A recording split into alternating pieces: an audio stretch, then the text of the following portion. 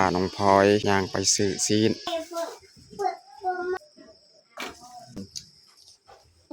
ไปกับน้องพลอย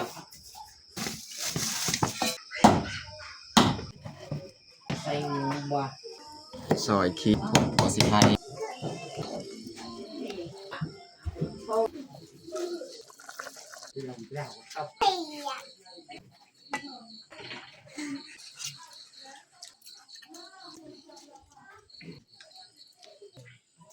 อย่าลืมกดไลค์กดแชร์และกดติดตามเด้อพี่น้อง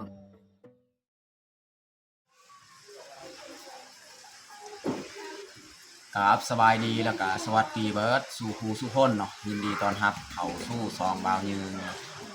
แล้วก็สำหรับตอนแรกมื้อนี้นี่ข่อยสีมาซื้อซีนเนาะก็คือเงินที่เบาเปลือกเอามาให้เนาะ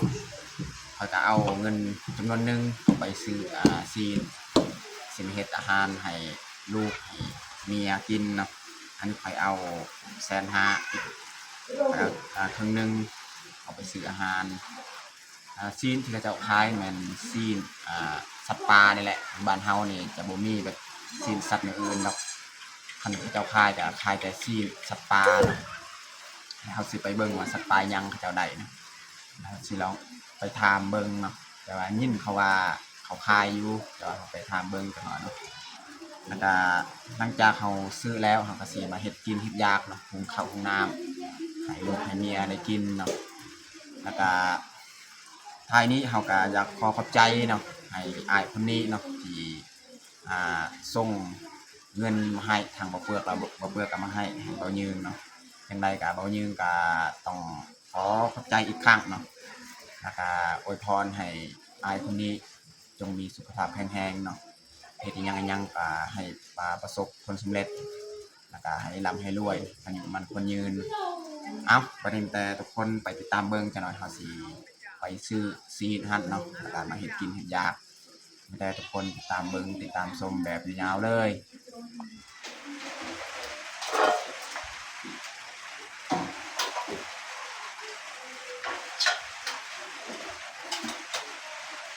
ตอนนี้เฮาก็สิหุงข้าวก่อนเนาะ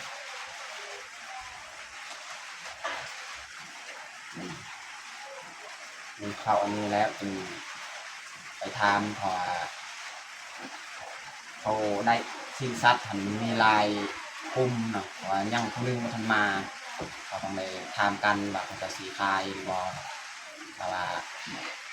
หมอผู้นึงยังบ่ทันมาถ้าว่าเพิ่นมาจักหน่อยเขาก็สิไปถามซื้อเลย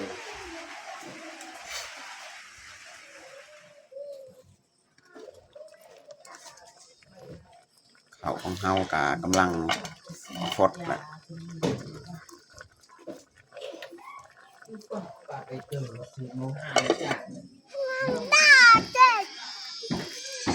พาน้องพลอยย่างไปซื้อซีน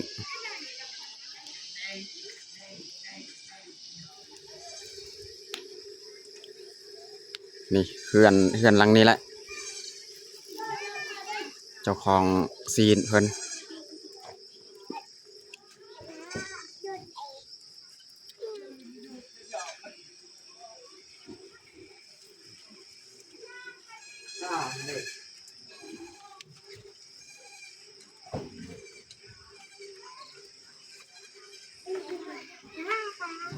เดือนนี้เองกับหนา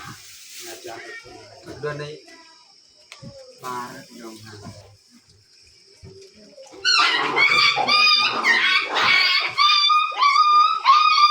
จะเอาทางที่ทางกระดูกก่อนเลย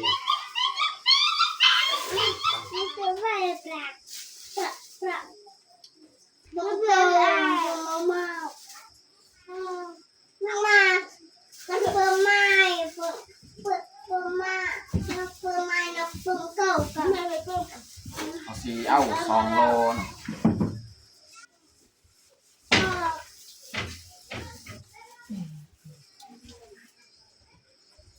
เอาอย่างเก่ง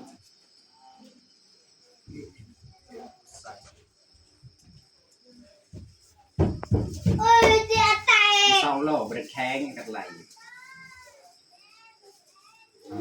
สิ่งnghệ phèn nhóm tư lô anh mới lên tư lô về lô sau khi cỡ đang rồi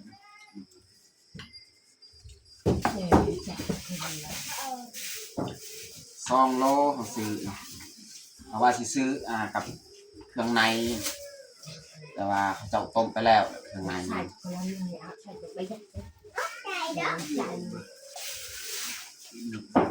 อันนี้ก็คือซีนทานพี่น้องเนาะอยู่บ้านเฮานี่บ่มีดอกสิขายซีนหมูซีนงัว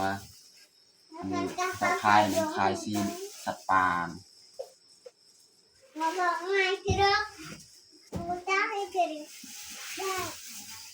để lấy lấy อันนี้เขาจะสั่งเบิ่ง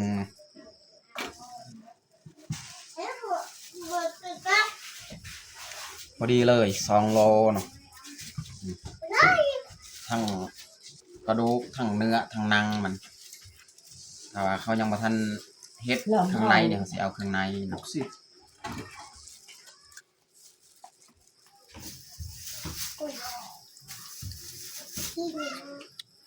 นี่แหละ เอาคนใหม่ สิให้เจ้าของซีนเพิ่น เอาคนใหม่ไป เท่า cá hay thơm này มันกับกังฟู ถ้าคนใหม่ไปใส่เด้อ เอาไปกัน คือเอาถ้าคนใหม่ อ่ะ ไป เรียบร้อยซื้อมันจะหาสิไปเฮ็ดอาหารการกินอยู่เฮือนเลยอันนี้ก็ใกล้สิค่ำแล้วไปกับน้องพ่อย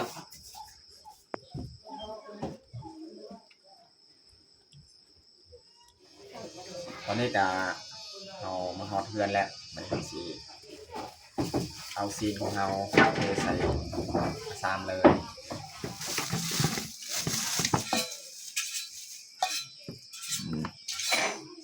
2 โลกับสำนีแหละพี่น้อง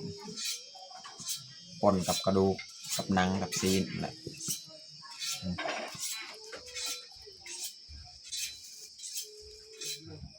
อันนี้เอาสีมาตัดเลยเนาะ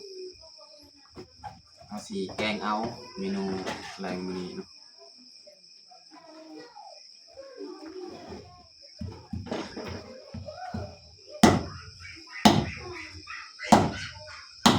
เอามาเฮ็ด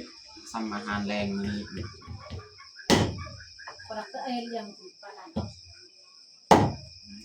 ครับ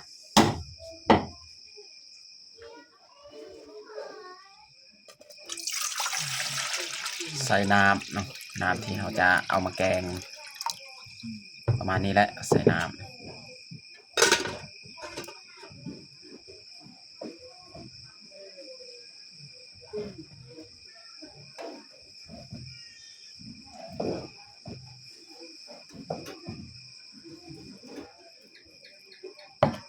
นี่เราจะเอาซีนนิกมาซอย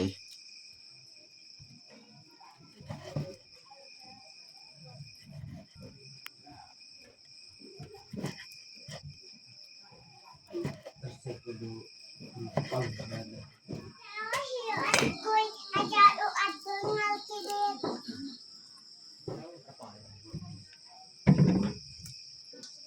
อันนี้เขาจะเอามาแบ่งให้พ่อเฒ่าแม่เฒ่าหรือว่าพ่อแม่ของน้องมุกดา đào xanh qua ส่วนที่เราเฮ็ดอาหารแรงมื้อนี้ก็แม่นตัวนี้แหละก็ซอยไว้ตัวนี้เนี่ยแม่น xịt เอาไว้มื้ออื่นอีกเอาไว้มื้ออื่นตัวนี้นะตัวนี้แม่นเฮาแบ่งให้พี่น้องพี่น้องวันนี้เฮาสิเตรียมตำพริกกระเทียมหรือว่าตำเครื่องปรุงแหละตัวนี้แม่นสิเฮ็ดอาหารแรงมื้อนี้แล้วก็เรือนั้นเอาไว้ข้างนึงแล้วก็เมียเอาไปแบ่งให้พี่น้องพี่น้องอีก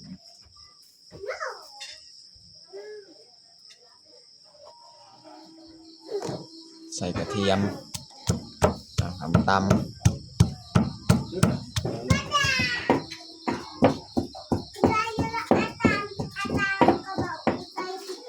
คือว่าเอาไว้ใจ ซอยหอมแดง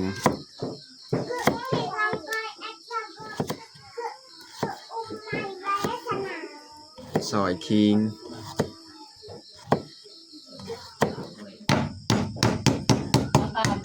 หัวสิไข่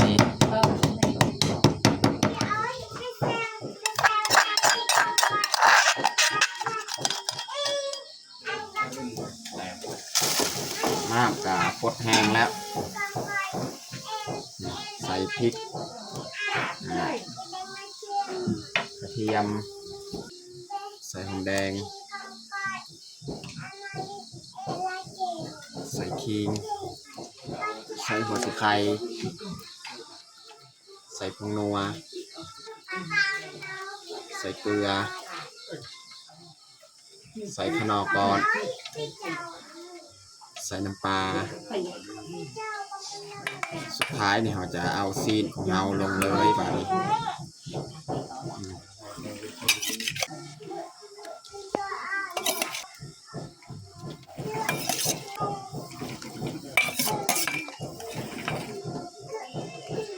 เรียบร้อยพี่น้อง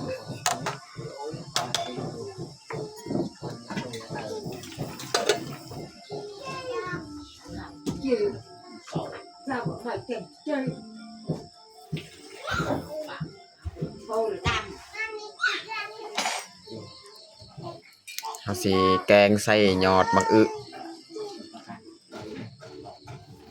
ช่วงหน้าฝนนี่ผักแนวอื่นนี่บ่ค่อยมีแต่ยอดมักอึแหละ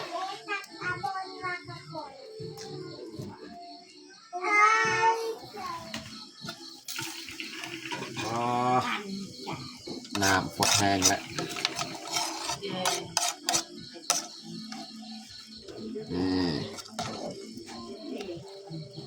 ซีซั่นซีอันนี้นี่จะเป็นแบบนี้เนาะคือซีควายนี่แหละ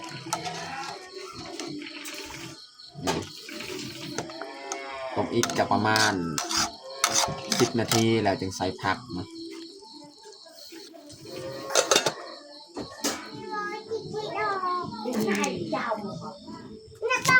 ซอยหอมบัวนี่มาต้องพาอีกตัวนี้มันสีใหญ่ๆแน่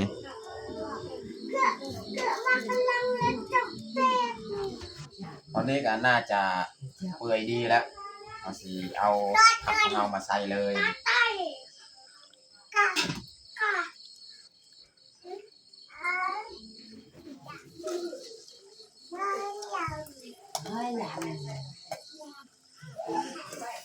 ใส่ยอดมะอึเนาะ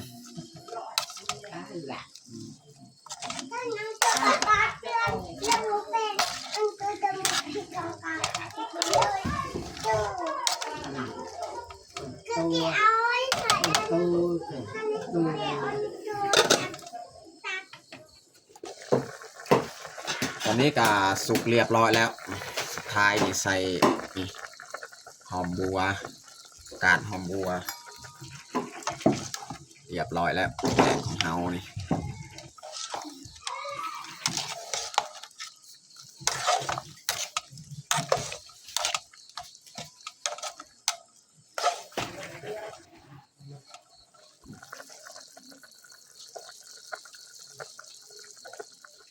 ตอนนี้ก็เราจะปรุงเลย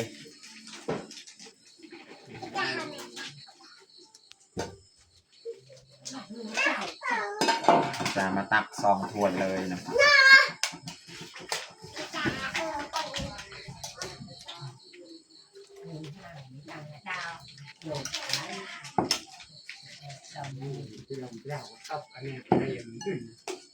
ร่างไว้จับเรียน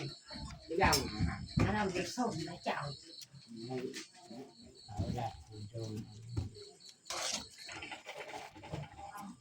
น้ำกับลายพี่น้องใส่น้ำลายมือนี้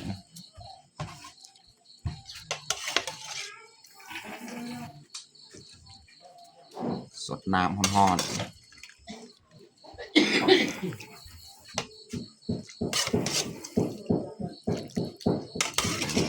ลืมมาอีกดาวห้างอยู่ กระดาษเสีย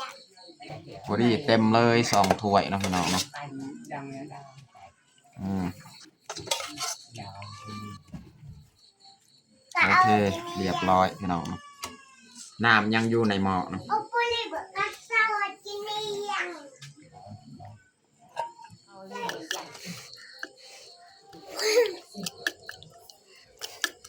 ปรุงแก้วนี่พี่น้องเนาะ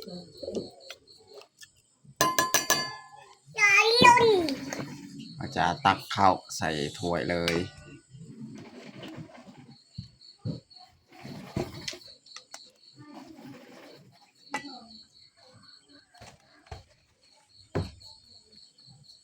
ตอนนี้ก็เรียบร้อยเนาะจัดข้าวของเราอันนี้ก็คือข้าวเจ้าเนาะหุงเนาะอันนี้ก็คือต้มหรือว่าแกง หรือว่า สีขานของเราใส่ยอดมะอึเนาะเราจะตัก2ถ้วยเนาะ แล้วก็ แล้วก็มีแจว แล้วก็ อันนี้แม่นลาบพี่น้องเนาะลาบกระฮอกตัวนี้ ลาบกระฮอกอันนี้ สำหรับอาหารแรงของเรากับเบิดสมีแล้วตอนนี้ก็เรียบร้อยเราแต่งข้าวของเราแต่เราสีลงมือกินข้าวแรงเลย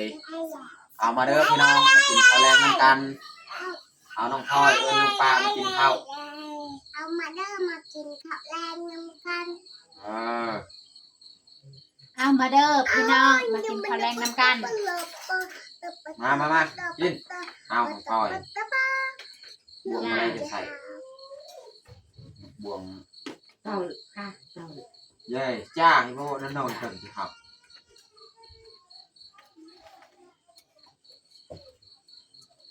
ไม่ค่ะตาเต่า โดด ค่ะเต่า เอาไปครับเด็ก เงาไปเลย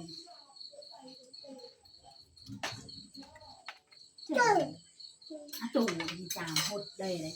หด ถ้วยมันบ่พอกันพี่น้องเนาะนี่ คุณหนึ่ง ถ้วยบางเดียวนี่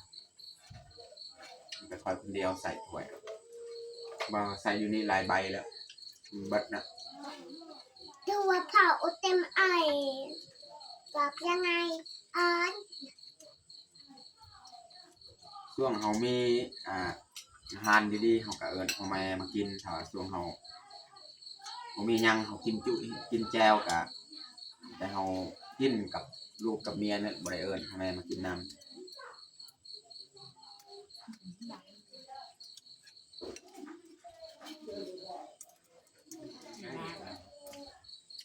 พ่อแม่เนี่ยเขาจะนั่งแบบนี้พี่น้องเพราะว่านั่งคือเขานั่งเนี่ยบ่ได้เพราะว่า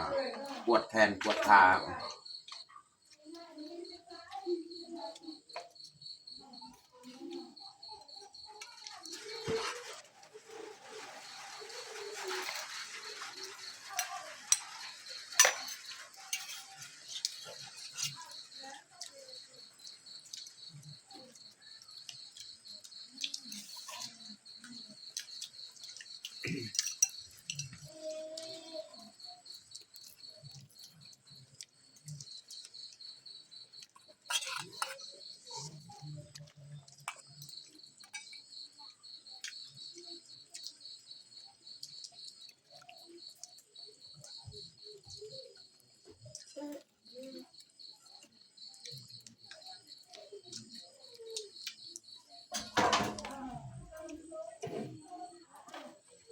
จะหับอย่างหนักไปแล้ว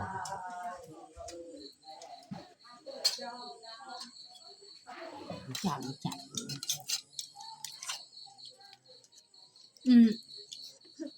เงาไปเลย โอ้ยหลด เราจะนั่งตาจับเลยไง ใช่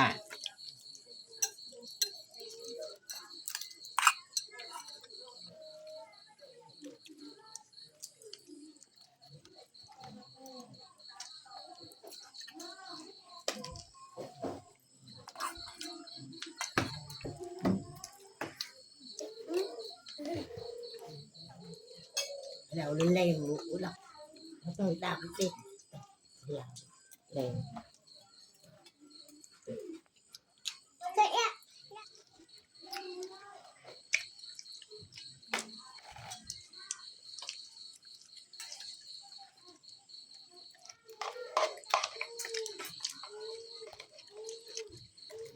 อจะมาหาว่า อะไรคืออะไรอันนี้ไปไหน